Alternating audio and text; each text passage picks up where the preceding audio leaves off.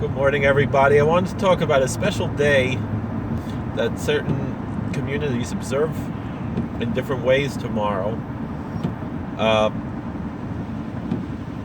That I think a lot of people aren't aware of, and I know these days everybody's looking for, a lot of people, not everybody, but a lot of people, they're always looking for like something new to do, something beyond just the letter of the law, because there's this spirit in our community now to be looking for more, to find more opportunities to express our devotion to the Almighty, and to make a kesher with the Rebbeinu Shalom.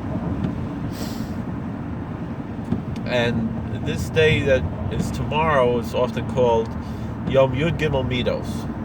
It's the day of the 13 attributes, because in the Ashkenazic tradition, in the Slichos tomorrow, we recite the Yud Gimel Middos. It's recited other times, particularly on the final day of Bahab, and we recite it in the Yom Kippur liturgy. On this day, it's a very powerful day of the Slichos, and particularly that part of the Slichos, the Yud Gimel Middos Harachamim, that the Pismon that's recited there, the responsive reading includes the 13 attributes of mercy. And that this whole day, it's a day of mercy, of divine mercy, of Rachamim, and that we embrace this day. So in addition to this aspect, there's a few practices that I would like to mention vis-a-vis this day of the Yud Gimel Middos. This is the day before Erev Yom Kippur.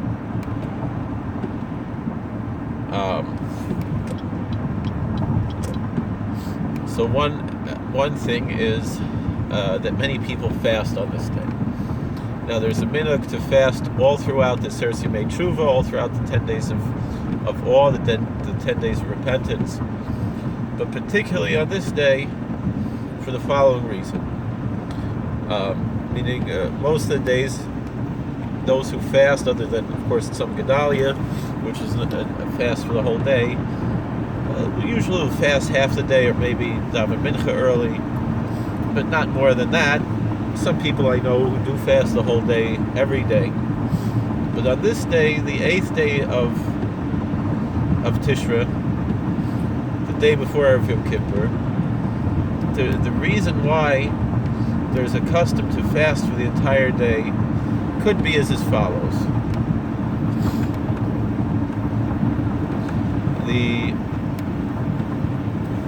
We'll explain it like this.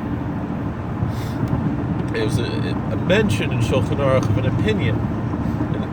It's mentioned in the Code of Jewish Law, an opinion that if someone fasts for 3 days in a row, it's considered as if they fasted for 40 days. So we're all going to fast on Yom Kippur, Mirz Hashem, those who can fast, halachically. And we know that Chazal say that if someone eats on Erev Yom Kippur, on the 9th day of Tishra, it's considered as if they fasted on the 9th and the 10th day. So therefore, if someone would fast on the 8th day and eat on the 9th day and then fast on the 10th day, according to this opinion in Shulchan Aruch, it could be considered, it's not universally accepted, but an opinion is an opinion, it's something to be interested in perhaps, that it could be considered, according to some opinions, that if one would fast tomorrow, from when I'm recording this, I don't know when you're watching this, on the 8th day of Tishrei, and you fast the whole day, I would say at least until Plag Mincha, or certainly till Shkia is good enough. You want to fast more, it could be better. I wouldn't say you have to fast till Rabbeinu Tam, but maybe till, because I would say already by Shkia, maybe it's already the din of Erev Yom Kippur. There's discussions about that in the Sfarim and the Poskim. Certain inyanim for a married person, if it's possible, the night before Erev Yom Kippur. the night of Erev Yom Kippur. That just like that all the Chemeshes Inuyim that one avoids on Yom Kippur, one should partake of, just like it's a mitzvah to eat on Erev Yom Kippur. Perhaps there's a Havamina. The Makar Chaim brings down from the Heilige Zayda, the Chavos Yorz, Chosig Aleinu Kol Solamein, such a possibility. It's brought more or less as a Havamina, and it's perhaps there's a discussion that it's really not a mitzvah, but maybe it's still an Indian, such a thing. Perhaps that's why it's such a big Indian to go to mikvah on Erev Yom Kippur. Ulai, maybe we could say such a thing.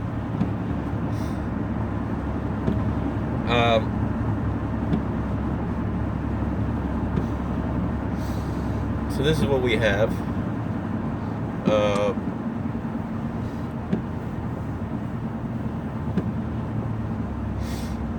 I want to bring my siddur with the kapparos, was what to say. All right, this is what it is. I don't have to like the.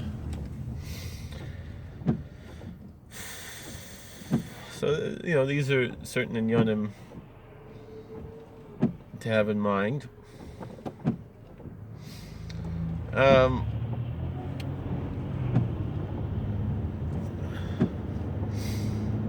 But with that being said, to fast on this day, perhaps even fasting half the day, it's also fulfilling this. We could understand, because since it's not brought in Shas, so such a thing. I'm not talking about people who have difficulty fasting, but people who don't have a difficult time fasting, I would recommend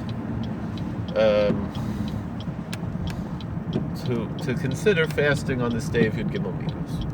It's considered like you fasted 40 days. It's a gewaltige Zach. Other inyanim on Yom Yud Gimel Middos Harachamim. So one aspect is that for those who did not say tashlich on Rosh Hashanah,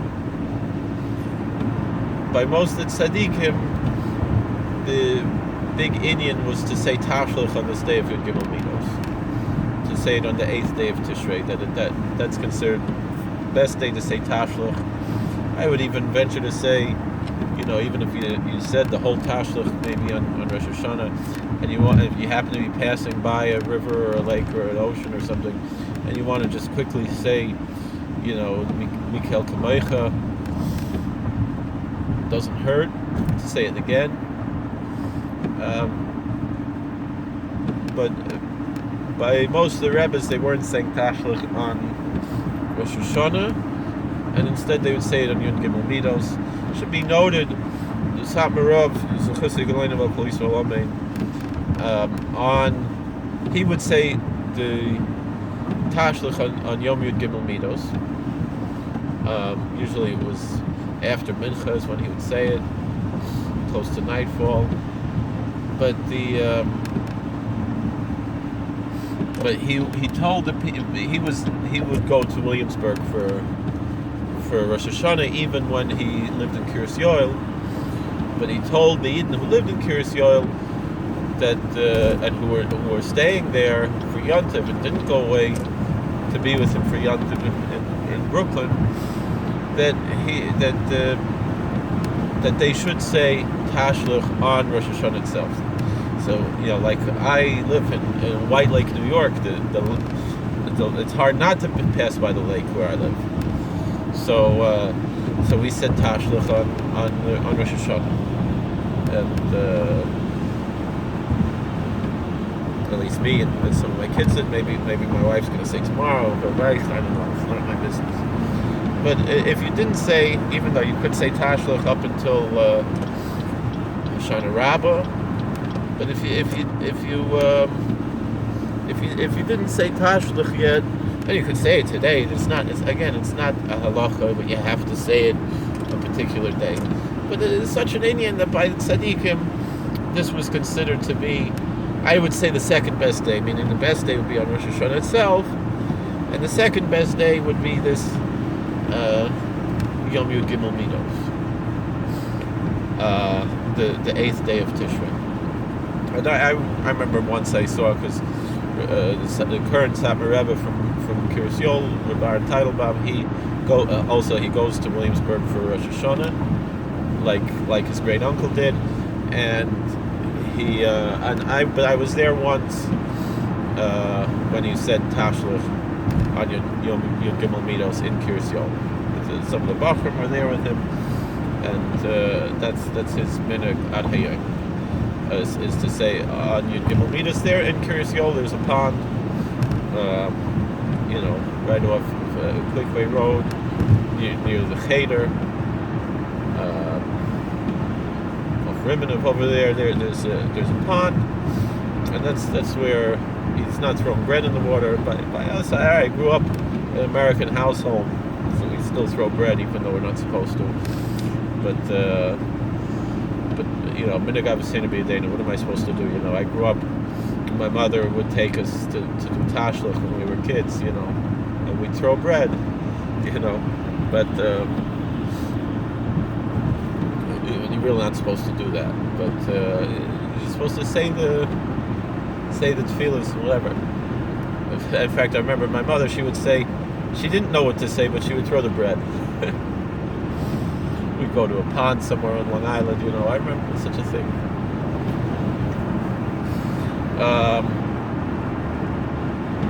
The same place my father would take me fishing, we would go, and even I remember you'd see sometimes the Hamashid would come there to say tashlich. So I don't know what day we went. It was whenever we had time, So it's the next thing that I think people find very fascinating. You probably didn't hear of. It's brought down from Mendel Rimanover, such a thing that there's called Kriyas HaKorbanos. That to read pretty much all the passages, not all the Korban Musaf passages, but all the passages that refer to the regular Korbanos from a Sefer Torah on this day of Yud Gimel Middos. If you don't have access to say from a Sefer Torah, I would say you read it anyway from the Chumash. Still a nice thing to do. There's a certain seder to it. And there's also tefillas what to say, I think before, like a Shem Yichud to say before.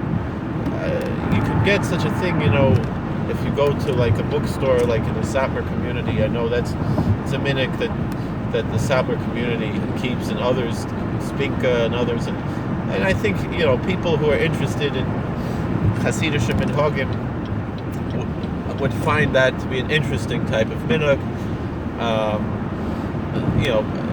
Really, it's ideally, I guess it should be done before mincha, but I see a lot of places they do it after Shacharis in the morning, and I know by Rabbi Yitzchak Levovich that's how they do it.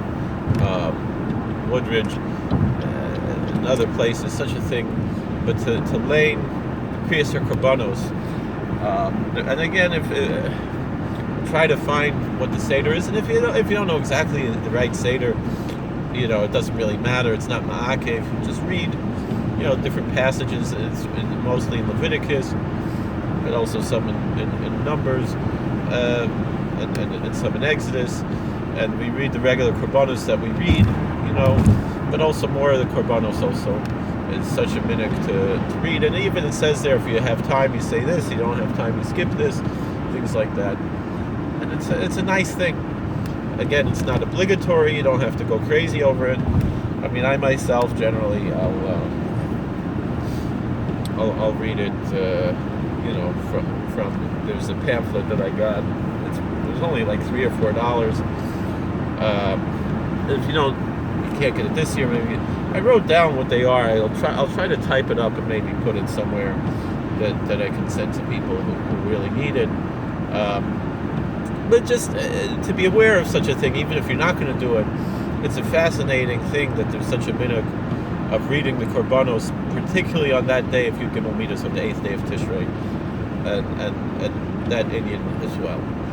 So, generally, what I understand was that Satmarav would, before Mincha, would read the Korbanos, and also the Vidya Gadol from Rabbeinu Nissen, and Daf Mincha, and I don't know if they read Vayachal, then I don't remember, but then from there, after Mincha, to go to say tashlich if we didn't say tashlich yet. And no, that's the that's the what I basically know about Yom middos. It should be a day that you're focused on tshuva, even if you're not fasting, and to remember divine mercy, to remember rachamim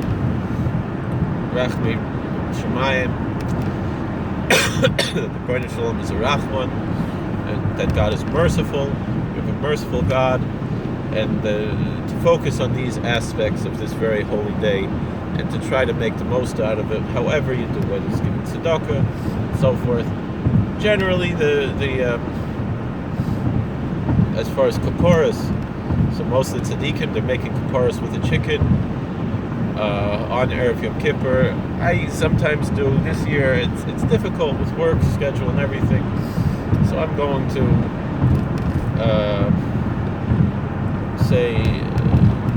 I'm going to go make make kapparos today. It's to me the big inyan of kapparos, which I'm missing this year when I don't do it Erev Yom Kippur, is the mitzvah of kisei adam. Should one do the mitzvah, meaning the opportunity to perform any mitzvah that you can do, a mitzvah that you can't do very often, it's a big thing to do on an Aseres Yemei Tshuva. So if you have the opportunity to do kapparos and to see the shechita and make kisei adam, to fulfill a mitzvah d'oraisa, that's a big thing. I know the old Biala Rebbe, he used to go to the slaughterhouse every day just to do the mitzvah of kisei adam, even though he was not a shochet. I remember when I was Rav in Richmond, I had the opportunity to go up to Baltimore to make kapparos, and I asked the Biala Rebbe from America, is it kedai to make kapparos with a chicken if you're not making kisei adam, or is it okay just to do with money? And he said it's worthwhile if you can't do it with a chicken, you do it with money, but if you have the opportunity to do with a chicken, even without kisei adam, it's better to make with a chicken. That's what the Biala Rebbe told me. So I remember I drove up to Baltimore during Aseres Yemei Tshuva to make kapparos.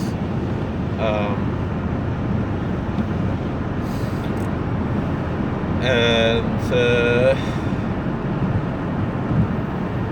Sabarav, he had interesting in Yonim. A lot of places they say you should make smicha, like a korban, even though it's clearly not a korban because it's a chicken. A chicken can't be a korban. That's why we use a chicken.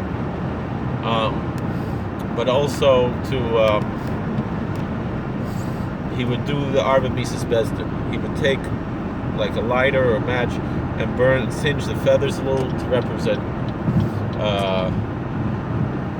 Sreifa. He would put it on the floor to represent skila. He would hold the neck of the chicken to represent chenek, and then of course the shechit itself is herring. And so there's a kabbalah of arba mises bezdin. What kind of kavanah should we have with kapparos? It's not a korban, and also one should not imagine that the sins are actually being transferred in any way to this chicken. That's silly. It's ridiculous. Would rather, first of all, it's a creative way to do the mitzvah of tzedakah. We're giving the chicken away to charity, but also it's two things. It's reminding us of what the korbanos were like in ancient times, and also to remind us of our own mortality. The fact that we will die and we are worthy to die because of our sins.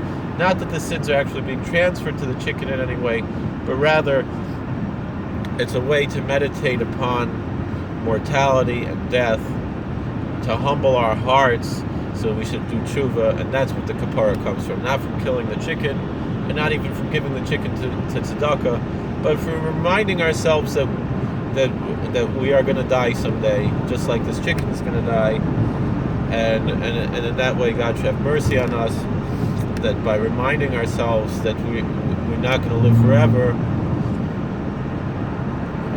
it should encourage our hearts to repent. It's not a superstitious thing, and so this whole issue of Darkei Amorei, that's the ways of the Amorites, it's brought down the question whether or not one should make kapparos or not. The way I say it's like this: if you believe superstitiously that this is some kind of a sacrifice to Sitra Achra Chas v'Shalom, or that such things are brought down in certain svarim, or in certain books, I would say, or if you believe that your sins are actually being transferred in some way to the chicken, that would be Darkei Amorei. But if you use it as an opportunity and you see it as a minig Yisrael Torah, that it's a minig that tzaddikim did, and you meditate upon your own mortality, and you use it as a way to inspire to do tshuva, that's the kappara, and that's the way one should view the minig of kapparos. The Kor Chaim from the Heilige Zayda and the Chavos Yoris, Chosei Gulaina, brings down that one shouldn't be too careful about all these inyanim because it's not brought in Shas. It's a good thing to do, and one should have reverence while doing it, but you shouldn't go crazy. The Dav could get a white chicken, doesn't matter, yes, no, whatever you get. Nowadays, all they bring are white chickens. But in those days, such a thing. And also, he said you could use one chicken for one rooster for several men, and one hen for several women. And also that it's but if you're doing that, it would seem we wouldn't be saying the words nefesh tachas nefesh, because usually it's nefesh tachas nefashis, but maybe you could, it doesn't really matter. But you could definitely use the same chicken for a few people. That's no issue. It might even be better to do such a thing. Lessons in Tzar Baal HaChaim. And also it's brought down such a thing that if you are shechting, and you have the opportunity to have a sheichet there, not Erev Yom Kippur, it's brought from some of the poskim that it's better not to do Erev Yom Kippur, because in the sheichet, when there are less people around, and the sheichet isn't so far yoked, and it's going to be, he's not in such a hurry, and it's probably going to be more kosher. I don't know, what else are we going to bring down about these inyanim? What else can we talk about?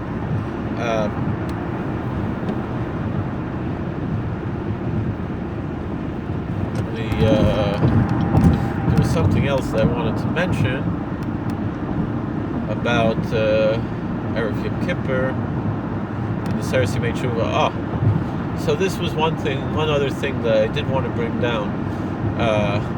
Last night, for the first time in my life, I made Kiddush Levana during the Seres Yimei Tshuva. The minig ha'olam is to make Kiddush Levana Motzei Yom Kippur. It's interesting, the Samarov did not want people to stop, just copy him. But the fascinating thing is that in the Samar community today, the minig is to say Kiddush Levana during a Seres Yimei Tshuva. Why? Because shortly before Samarov was nifter, he missed Kiddush Levana, I believe, because he waited till Motzei Yom Kippur, and so he said the following year he's going to make during a Seres Yimei Tshuva, and Adarabah will be a bigger schus to say it during a Seres Yimei Tshuva, as opposed to this concept that should be done with simcha, and that we're worried until Yom Kippur passes and then we have a bigger simcha and Motzei Yom Kippur, which is true. But on the other hand, it's brought from the Svarim that no, you could that Adarabah, you should say it during a Seres Yimei Tshuva, because then you have an extra mitzvah, an extra schus before Yom Kippur. Now, I myself, I was a little uncomfortable about this, and so even though I knew about this, I would wait till Motzei Yom Kippur, until I saw the Kor Chaim from the Zayda Chavos Yoris brings from the Heilige Zayda Maral Prague, that the Maral Prague, his minig was to say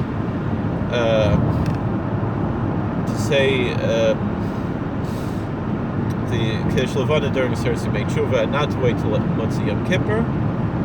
And when I saw that, from the Chavos Yoris, from the Maral Prague, the Chavas Yor brings us down in Makor Chaim, I decided this year I'm going to do like the Heilig Zayda. Especially, I identify so much with the Chavas Yor. I call myself Koblenzer Rav because he was a Rav in Koblenz. I decided that this year I'm going to do like this, like the Maharal did, like the Zayda the Maharal did, and I did last night. I said Kirsh Levana, and again Elu ve'elu. You shouldn't feel pressured one way or the other. Don't do things just because I do it. For sure not. That's ridiculous. I don't imagine anyone would. Maybe one or two people might, but don't. Do what you feel is right. I would say if you're talking an Eidim from Maharal Prague, which a lot of people are, then maybe it's something to consider. I know the Prague Rav in Monroe, my friend Yosef Schwartz, he, I don't know what he does. Like Mustama, he's a sapper. He's probably doing like this. But the fascinating thing is that the Makor Chaim was never published until after, that it was in manuscript form. It wasn't published till after Samarov was nifter. So it's fascinating to me, that the like this that the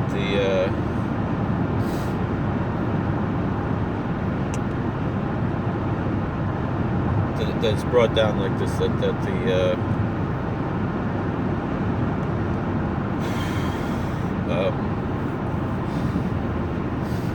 that such a thing was something else. I don't remember what it was. Also, it was the same thing. There was something that the Samarov did that the Oilam doesn't do,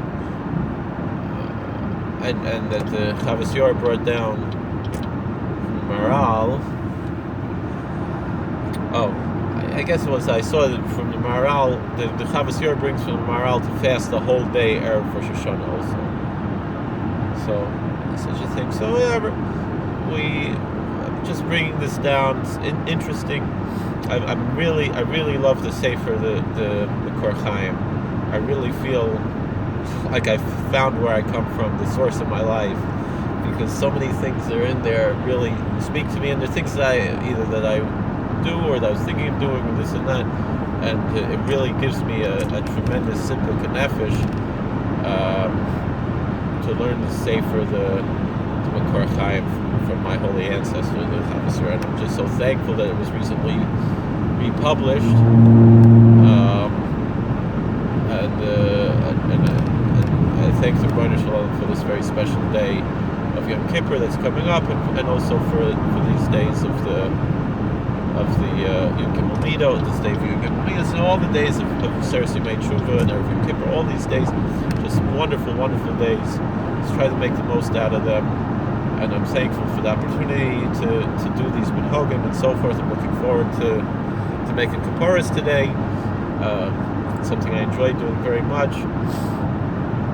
So, Rebbeinu Shalom Shav Rachmanis on us and send Mashiach very soon. And thank you for watching. God bless. Please like, share, and subscribe, comment. And we should all be gebenched with the Gemar Chasim Tova, a good gebenched year.